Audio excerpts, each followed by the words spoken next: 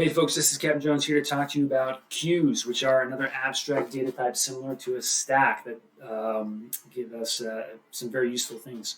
So our objectives today are to describe what a queue is and what are the operations that we can perform on a queue. Hopefully at the end of this lesson you'll be able to model a queue and what it looks like after a number of different insert and remove operations, including accounting for things like wraparound, overflow, and underflow. And hopefully at the end you'll also be able to tell if a queue is full or empty. So let's get started.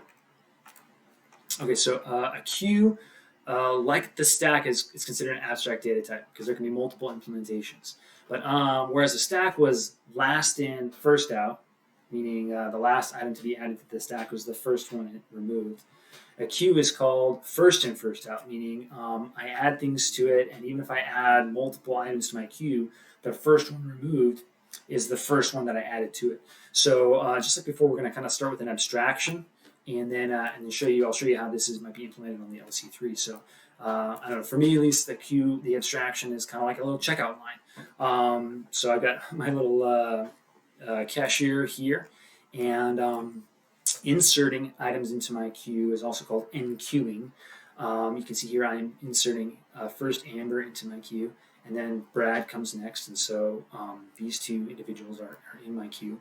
When I remove an item or I dequeue an item, since Amber was the first one inserted, she is the first one removed. And so you can imagine that as I add more individuals to this list and remove some, there's sort of a little feeding line that kind of goes through my cashier, right? The same way you get in line to check out at a store. So let's see what this looks like in the LC3. To create a queue, what you might do is use the block word assembler directive to reserve some spot in memory. And so you can see here I've got 4 spots, and my queue will assume is sort of initialized to point to this memory location. And in the interest of being kind of generic, I've just labeled these memory locations A plus 1, A plus 2, A plus 3. We'll see why in just a little bit, but it's important to note at this point that the queue here, this one, if it's initialized with 4 spaces, only holds 3 items. We'll see why in a second. And then, kind of like the stack, I don't have, in the abstract stack, I've got items that move. In the abstract queue, I've got people that move. On my LC3, I don't necessarily want to copy data every time I insert or remove something. So instead of moving data around my stack, what I'm going to do is keep track of the head and the tail. So the head being the address just prior to the first item that needs to be removed. So in our examples here, the head would sort of point right before Amber. And the tail is the address of the last item that was added to my list. So in this example on here, tail would sort of point to Brad's location. And I'll use R3 and R4 to keep these values. When the queue is initialized, the head and the tail both point to the first spot in the queue, which is empty to start. So then enqueuing, or inserting an item into my stack, involves adding 1 to the tail. So you can see R4 now points to A plus 1, and then storing a value there. So you can see, just like we defined, the head is the item that points to 1 before the first item to be removed, and tail points to the last item that was added. If I want to insert another item, let's say 28, again, I'm going to add 1 to my tail, so R4 now points to this address A plus 2, and then I'm going to store whatever value I want in that location. And so you can see head pointing to the base of my queue, tail to the last item that was added. And to remove something from my queue, now all I need to do is add 1 to the head, so the head moves up, and that value gets loaded into a register, in this case R7. So R3, which was my head, or is my head, it was pointing to the A memory location. Now it points to A plus 1, and that value got loaded into R0. And then just like our stack, I've got a note here to clarify that this value isn't necessarily cleared out of memory, but it's effectively garbage because we're not able to access it. The next time we try to remove an item, we're going to get 28, this value down here, because this head pointer gets incremented first. Okay, so we got to talk about a couple of unique cases. We'll start with wraparound. And so one of the really useful parts of queues are that they're sort of like rotating. That's why there's a note up top here that sometimes queues are called buffers or circular buffers, because I can fill stuff and remove them and fill it and remove it, and the thing kind of wraps around itself. But in memory, I have to account for that specifically. So I've got a scenario here where potentially I'm inserting the values 0, 1, and 2, which would potentially make my, fill up my queue. If I remove an item, then I can put a spot in there. But if I try to insert the value 3, then I need to know sort of where to put that value.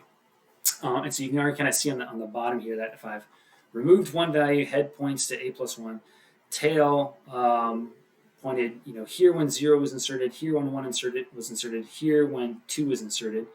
When I inserted 3, it needs to wrap back around to this value a. So at the end of this series of operations, tail points back to the initial memory location. And so this text here in blue just says, in order to handle wraparound, we can't necessarily just keep adding one to tail and head, kind of like it was shown here. We need to add a little bit of a check that says, if we add one and then that value is equal to a plus 3, then we have to wrap back around to this value here to a.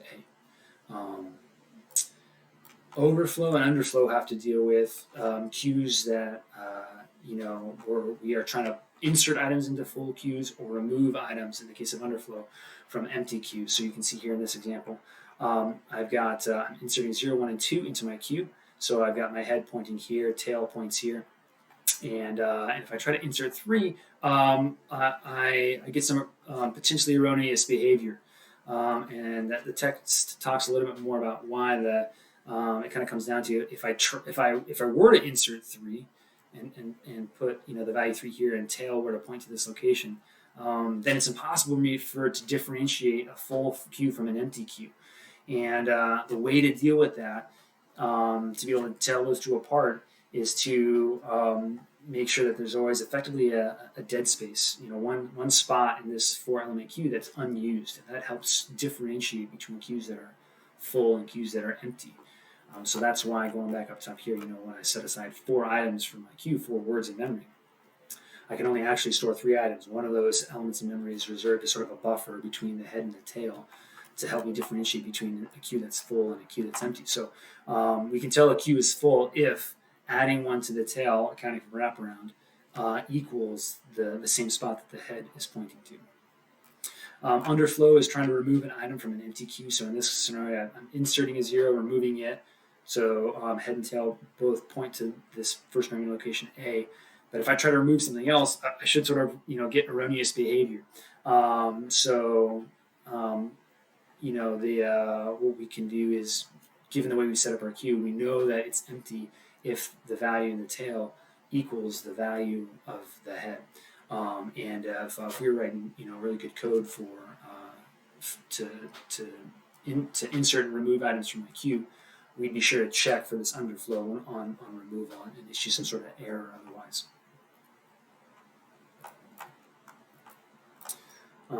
So queues are an abstract data type, sort of like a checkout line where items can be added and sort of rotated through as they're added and removed. We can use a sort of a section of memory to implement that on the LC3, and as long as we account for wraparound, overflow, and underflow, then the process of using that queue is to increment the tail when we insert items, and to increment the head when we take items away. I was able to find the same a simulator just like it was for the stack from I think the same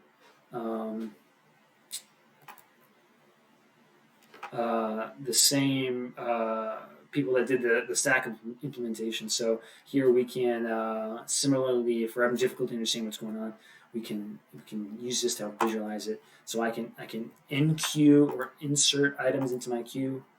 You can see here by adding 34, my head still points to this 0th data item, but the tail was incremented here. And it looks like maybe they're just using a slightly different implementation by inserting the item before the increment.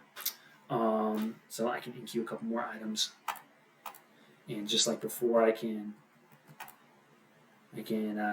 can handle multiple data types. And then if I were to dequeue an item, I should get the first item that was inserted, so 34. If I dequeue, then head pulls out 34, and then it gets incremented into the next item to be dequeued, which in this case would be 12. And if at any point I need to, I can clear my whole queue. All right. That's all I got, folks. I'll see you next time.